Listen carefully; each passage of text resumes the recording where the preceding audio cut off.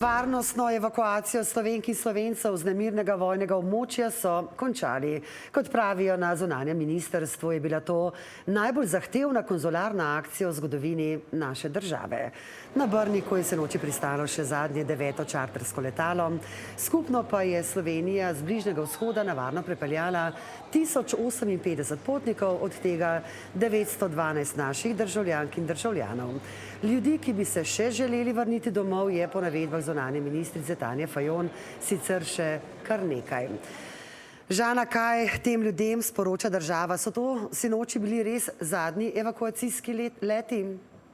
Za zdaj novi evakuacijski leti niso predvideni, že zadnji so bili v veliki meri zasedeni s potniki iz drugih držav. Ravno zaradi tega pa Slovenija računa na povračilo stroškov iz mehanizma Evropske unije.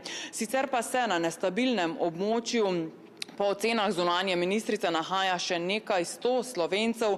Ti se lahko, če želijo, vrnejo na lastno pest po nasvetih potovalnih agencij. Obrnejo se lahko tudi na veleposlaništvo, dežurne številke.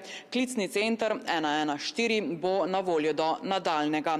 Zunanja ministrica medtem poudarja še, da je bila diplomatsko-konzularna operacija izvedena v izjemno kratkem času, v zgolj 7 dneh, 2 tedna pred volitvami pa naj bi se v političnem zakulisju ves čas akcije odvijala tudi bitka za prestiž. Za videz politične enotnosti pa sta resorna ministrica in premier Golob poskrbela.